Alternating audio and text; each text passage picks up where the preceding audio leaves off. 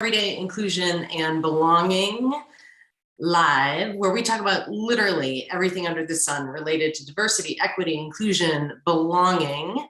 I am Mo, the founder of the Moxie Exchange. I am a white woman. I am rocking what I have to say are some fabulous cat eye glasses. I'm wearing a jean jacket, a maroon t-shirt that says, "You barely see it, Everyday Inclusion." And behind me is a bookshelf with a lot of great books and some sort of tchotchke niche knick-knack stuff. Before I introduce the fabulous podcasters, Jackie and Katie, I want to acknowledge that I am sitting on Arapaho and Ute traditional lands. I also want to chat about the fact that it is Disability Employment Awareness Month. Here are some fun facts, y'all. In all but 13 states, it is legal to pay folks with disabilities sub-minimum wage. I want to have you think that through for a second. In 37 states, it is legally codified that you can discriminate pay based on who a person is. Most organizations, in fact, those that have diversity programs, only 4% also have disability programs. Our highest rate of unemployment and underemployment is with the disability community. Only about 37, 38% are fully participating in the labor force. Y'all, we have a lot of work to do, and I'm asking you to think about what are you doing as an organization and what are you doing as a leader. I'll put in the chat some of the great organizations that are doing fantastic work around this. Global Disability Inclusion Inc., Disability In, Blind Institute for Technology. And we have done, off the top of my head, at least 5 different Everyday Inclusion Lives on disability inclusion, disability employment. So you can find those on themoxieexchange.com in our blog. And you can check here on LinkedIn as well. They'll be in my feed.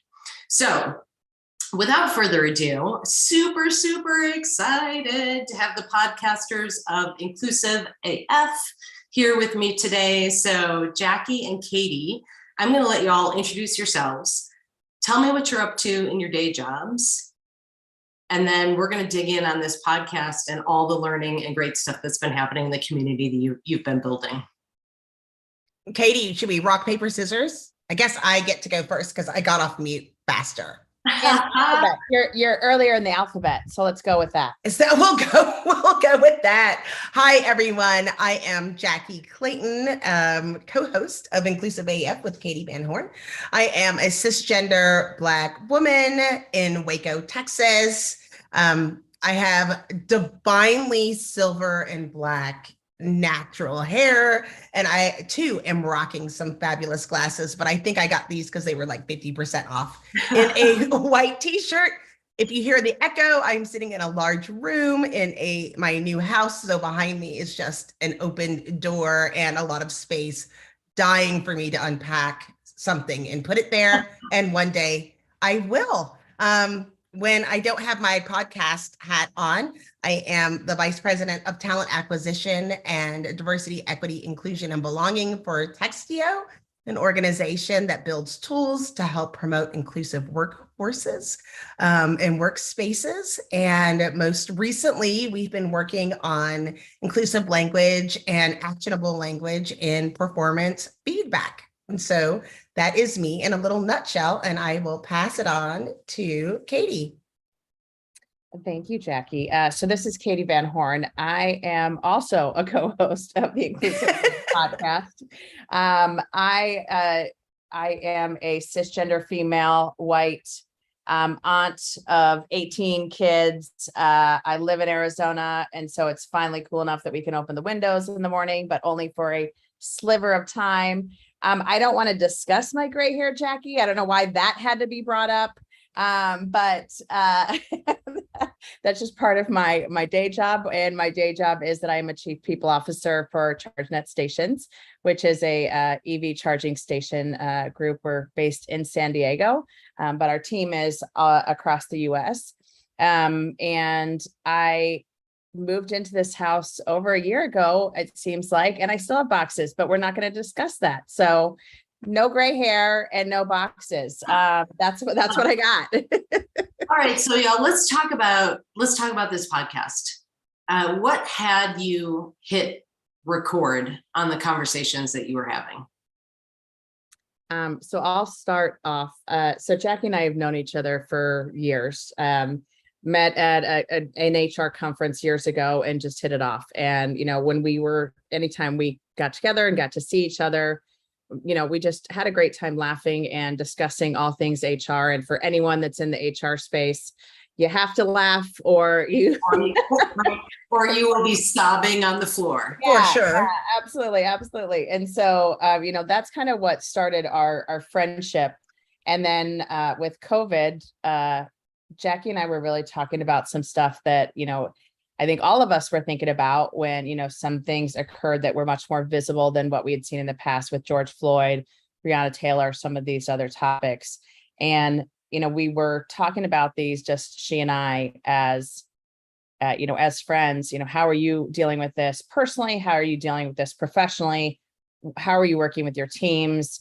And at the time I was doing consulting around diversity, equity, and inclusion. And so I had a lot of clients reaching out saying, what do I do? And how should I handle this? And so Jackie and I were just having some great discussions. And so one day she said to me, we're talking about this stuff. We should record it. These are conversations that everyone in HR is having and everyone in HR should be having. Other people should hear this. And so that's my side of the story. Jackie, what's your side of the story? My side of the story is always, I needed a safe white person to ask a question. So I asked Katie to represent all white women on the planet for me. And really had to ask some questions. Part of the space at the time, I was director of customer success, and in working with clients, there are times when I was like, as part of doing this work, I need a safe person to have these conversations with. But then after feeling, when I got comfortable in my safety, realized, no, I'm not wrong in the way that I'm thinking about it. Or even if it's different than how Katie thinks about it, I'm not wrong in having these feelings. They come from a genuine place, whether it be my community or generational trauma. And just realize that other people probably are having these thoughts and want to have a safe person that they can have them with. And I think we've been really blessed to have some great guests like you, Mo, and other people in the community to have these conversations. But what I love the most is that we've been able to create a safe space for others doing this work to have real talk. And so we just keep going because we haven't solved it yet. We're really close. Right? Wouldn't that be awesome? That'd be great. I think it's interesting because we're doing the same thing here, right? Like, let's learn. What are those things? I'm curious, what are some of the surprises that have popped up as a result? And tell folks how long you've had the podcast, by the way. I think we're on our 80th episode, so I don't know the time. It's been over a year for sure. Yeah. We've gone through an election. We've gone through a freeze in Texas. We have to look at all of like the national things that we've gone through to figure out how long we've been doing this. And I think the biggest surprise, I think, and not to put words in Jackie's mouth, but I think the biggest surprise has been, we do this work on a daily basis, and we have such a good network of folks that do this work on a daily basis. And the amount of outreach we've had from the community to say, please keep having these conversations. We need you. We need your voices. We just need, a place that we can go. And, what Jackie and I do, if, for those who have listened to the podcast, we do try to add in some humor because it's some heavy stuff that we're talking about. And we are very dear friends. And so part of that is because we have this love between us that we can have some of these hard conversations and know it's safe, as Jackie said, but also push and say, hey, Katie, why are white women this way? Or, why is this happening? And that's okay. And so I think for me, it's been the outreach from the community to say, please keep doing this. Yeah. Maybe that's not a surprise, but it's been very, very cool to have that happen. But then it's also been a little bit sad because it is, we haven't solved it yet. We haven't figured this out. We haven't cracked the nut. And I think the piece that we have to keep pushing is there isn't a one lever or one thing that we do. It's all the things. And that's why it does get exhausting. And that's why it is hard that it's not one thing. And so those are probably some of the pieces that have been interesting and not what I expected, I guess. Yeah. Yeah. I think as part of that too is when we have these real conversations, we've both been invited to conversations I don't think we would have been normally invited to, even in doing this work. There are times when either one of us is like, wow, I'm just going to sit back and listen because I don't know what's happening. This is something new. But I think maybe it shouldn't have been a surprise, but the depth of like the intersectionality within diversity and how there are so many things that we need to openly discuss, just like you talking about. I know there's somebody that had no idea that you can say, oh, they're only able to do 50% of the work, so I'm going to pay them 50% of the salary, check, and that's legal. That was one of the first projects that we had worked on, looking at kind of a scope, and introduced Julie, another podcaster that focuses on inclusion for people with disabilities. And there's just so much to learn. Always, right? And it changes like daily, the things that happen, all of the, I think it's amazing how we think we get somewhere. You feel like you're getting somewhere, but that there's so much that we don't control that can absolutely impact and permeate this earth. And also another surprise that maybe not a surprise, but didn't consider as much, is the international aspects and what is core. Yeah. Where it's like, I really need to dig into this. I mean, the things going on right now in Iran in high school with the girls taking off their hijabs, and it's like, okay, this is just more evidence that we need to do this work. And so I'm just glad there are people like you and Katie and those of us that it's just evidence that we have to get going, because we can get there. We can get closer.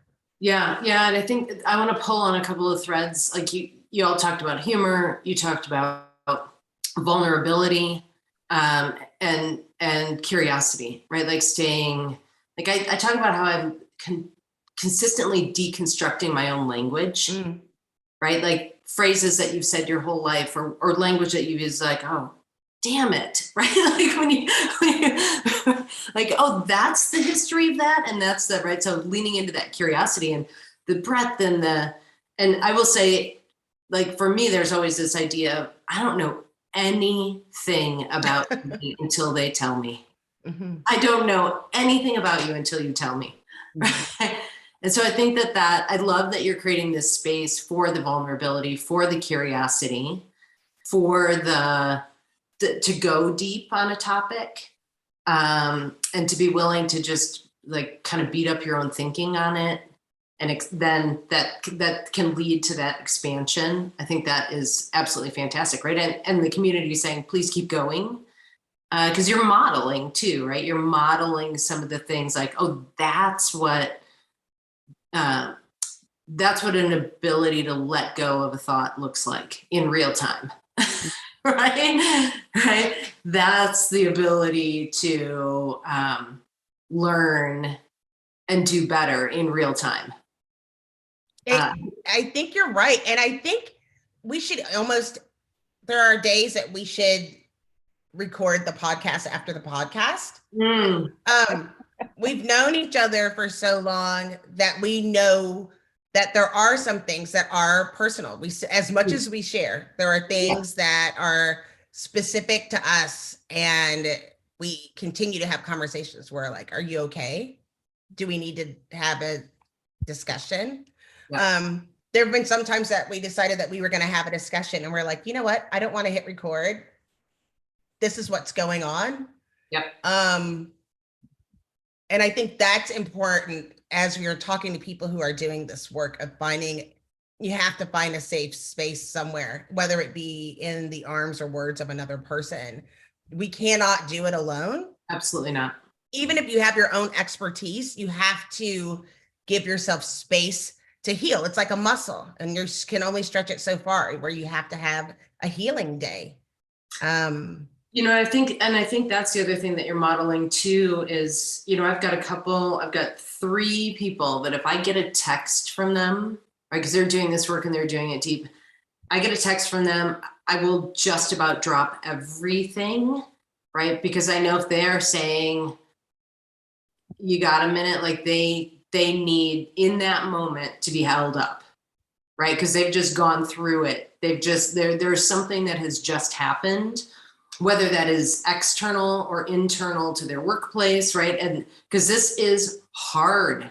This is so freaking hard, right? To be change makers ongoing. And it's way harder to leave things the way they are. Right. Absolutely. Well, and I'll give you a perfect example. So last week I was on vacation, and Jackie knew I was on vacation, and she sent me a 1 sentence, "Are you still in Cabo?" And I was like, okay, something's up. Yeah. She's not going to bother me. Like, and not, she was bothering me. It was a conversation that she just was like, hey, I need to talk. And I think those are things that we also can do for each other. And I like what you're saying of, there are those people that you just know, if they're reaching out, there is a reason. Yep. And, not that you don't have a social, relationship in any way, but like, I think there are just those folks. But I think the other piece is that each one of us doing this work, and each one of the guests that we've had on the podcast, and it just came up, we just recorded earlier this week with another amazing guest, and she was talking about the power within herself to get this work done and to continue fighting and continue pushing and continue to be that voice for the voiceless, or to be that ally for those that needed an ally, whatever role she needed to take in that moment. And I think that's something that anyone doing this work hopefully can recognize the power that they hold within themselves to even step up every day and say, I'm going to do this work, because it is hard, and it does feel unsafe sometimes, but it is if I don't do it, who will? If I'm not the person recording this podcast, if I'm not the person asking the questions, what do you mean by that? Or tell me more, or help me understand, or just tell me a little bit about you to get to know that person and understand who they are. If we aren't doing those things, who is? And that's the piece that, each one of us, as a collective can do so much and be so powerful. Each one of us individually also can be so powerful. And I think that's the piece. It's, that keeps, I think, both of us going every single day in this work. Yeah, I think that there's for those of you that are watching, I think it's really important. Make sure you have those people, right? Make sure you have a Jackie. Make sure you have a Katie. No one's allowed to take Jackie from me, Mo. Right? Like for me, shout out Michelle, right? Shout out Jan, like those people that, because we can't burn out, right? And it'd be really easy to burn out. And I think that's the other piece about humor, right? To be able to inject some humor, some lightness to things that in many cases are so far from humorous and so far from well, I think we get gaslit. Like, this is the thing that people don't know about this job. We are gaslit 6 of the 8 hours a day. Yep. Yeah. Daily. Like, I just want you to look at this as something that I noticed, and someone will be like, oh, well, that wasn't because of me. Was that because of me? Well, let me tell you what happened. Well, I know it might be biased, but it's true. Or why do we have to add the plus to LGBTQ? Just stuff where you're just like, all the time, relentless. And this is within the bubble. Like, you pay me for this stuff. You are paying me for this stuff, then want to argue with me. Like, we can spar if you want to, but that's why sometimes, and there have been times when Katie and I are like, and again, we will say that we don't want to speak for the other one, but we are fully speaking for the other one. I think it's okay. Like, just correct me if I'm wrong. But there have been times where we have both been like, okay, what you need to do is take a day off, because it's when it's so piled up that you are getting too far in on a personal basis that you can't, you are unable to see the inclusion of everyone, because that's the natural step to go for a diversity professional. So diversity professionals live in the 5%. If you talk about thinking fast and slow, we talk about where bias interjects, and that's in the first 95%. And then that back 95% of your brain is when you can stop and think about it. And so those that are doing the work for these inclusive spaces, we live in the 5%, which means it's already hard.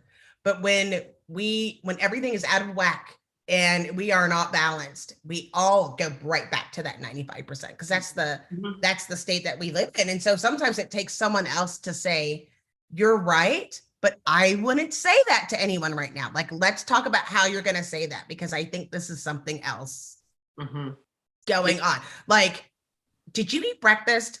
Right. Just checking. Like, how many hours of sleep did you get last night? Like, are you hungry right now? Because I'm holding up a mirror. Your hair is wet and it's 4. Did you just take your shower? Just wondering what's going on. Just checking. So what are just a couple of things that you have learned? This stuff I learned probably more within the last year, that the things that are causing some of this thought process is way deeper than a bias issue. That it's really, there is a long history. By the time that they get to sitting in one of our classes, courses, whatever, they've had a lot of life that led to those decisions. And so I've learned to show more grace, but dig deep. Dig deep in when we were trying to work with people specific. If you have a specific issue that you know that's going on, to not try to go into it with, this is the course, 1 hour we're going to spend in order to resolve this issue, and recognizing that everyone is coming from a different place. And so we have to give options and tools. We have to be diverse in our offerings to help have more diverse communities, I think, at all times. I used to want to really control that narrative. Like, we're going to do this Q1, this Q2, this Q3, now it's going to be done. Here's the recipe. Right. And everyone's coming from a different place and have different things going on. And so it's really important to have a lot of resources at one time to draw from, is something that I've learned. Yeah. Yes, that's one. Again, it's a little bit, Katie, you talked about there's no one solution. There's also no one size fits all. Yeah. Right. And where people are and where they might have been last month versus this month, because something happened over here that's totally unrelated. Yeah, I love that. Yeah. And I think for me, and this is something that I use with my clients and with other folks, there's a business journey that you're on, and there's a personal journey that you're on, and recognizing that. So kind of adding to what Jackie mentioned about, meeting people where they are. And so it's they have to go through a journey, a personal journey of how do they feel about some of these things? How do they believe? And having your beliefs that you maybe have held your entire life shaken is a scary place. And I think we're seeing that reflected in the country today, where it isn't just, hey, I disagree with you politically. It's, you are shaking the beliefs that I've held my entire life to the ground, and that my generationally, this is what's been the way. And so there's that personal journey that folks are on, that's what I think I always want to have people speed up and be like, can you just get it already? But then there's also the business journey. And I think we're seeing this reckoning with a lot of businesses of, You can have your beliefs outside of the organization, but this is how you're going to behave while you're inside these, four walls. Yeah. And so I think there's those pieces, but it's also we have a very aware workforce that is asking the questions that HR has not been asked before. That, we've gone and had our little EEO reports or done our little things for our, shareholders, whatever. But this is now a time when folks are asking the questions of, what is your stance on this or that? And they want an answer. And it's not just we haven't thought about that yet. You need to have an answer. And so I think that's another piece, is just that personal versus kind of the business journey that everybody's on. And I think that also goes with the, continuous learning. And, I have this weird, and Jackie laughs at me every time I get up and look at the bookshelf, because there's always some book that I'm pulling out or thinking about or reading. Yeah. She's the same way. And it is that, I read that somewhere in that book. Let me find that book. And I have at times gone, wow, if we all collectively could read all the books that each other has read about these topics, holy Hannah, like the amount of knowledge that we would have. But I was just looking at this, and it's kind of random, a recognition book that I got like back in the 90s. And there's a whole section on bias in there that I had never seen before. And like the diversity of recognition, that diversity of rewards. And I was like, oh my goodness gracious, like this author was so ahead of her time. And like, that's amazing that she's even thinking about this in this way. And so I think it's like that collective learning that we need to continue to do with each other through podcasts, through these different conversations, so that we can catch up. And so we can say, hey, I read that somewhere in a book, or I heard that on a podcast. And Jackie is famous for listening to something as she's, doing 20 other things. And she's always in, there's always an intake of information. And I love that, because she and I will have these great conversations. Did you read this? Did you read that? Did you see this? And right. I think also a piece of this. So that was not one or two things. That was like 15. I'm sorry. It makes up. It's great. Yeah. I thought it was great, Katie. Well, and right. I think that's the, I knew this was going to fly by, right? Yes. And I would say I'll go back and listen, because we covered everything from vulnerability to meeting people where they are in the journey, to understanding that where somebody is on the business journey might be different than the personal journey, and how to have somebody or people that you can turn to so that you can keep doing the work, and curiosity, and like so many things packed in here. We're going to go in reverse order, because Jackie introduced herself first. Katie, I want you to give me one last truth bomb, and then Jackie, I want to hear your truth bomb. My truth bomb is, I don't know all the things, and none of us does. And I think that is one that constantly, I get punched in the gut, kicked in the teeth, but also get those encouraging moments as well. So if, finding that balance doing this work, I think is huge, but knowing that you don't have all the answers, and it's okay that you don't have all the answers. That's why you need your people. You need your Jackies and your entire community. And so that is one for me that like, I don't know all the answers. I wish I did. If you ask my siblings, I do, because that's what I have to tell them. But no. Yeah, and you know what I love about that too? It's there should be a big red flag waving anytime you think you do have all the answers. Absolutely, yeah. Jackie, round us out here. I would say my truth bomb is, in your effort to be inclusive, not everybody can be included. If you are very clear on your business goals, on your personal goals, don't feel like you have to. That does not mean that you have to include racist, homophobic, sexist, anyone that's going to take you off that journey. Don't get confused with that by being inclusive, that everyone is going to be included in that journey, because some people just aren't. They are not. And don't be afraid to let those people go. That's great. My friend Michelle, who I mentioned, she said, the folks that aren't even in the stadium, Right. right? You're never going to get them in the stadium. So No. love that. I just blocked somebody last week. I was like, watch this.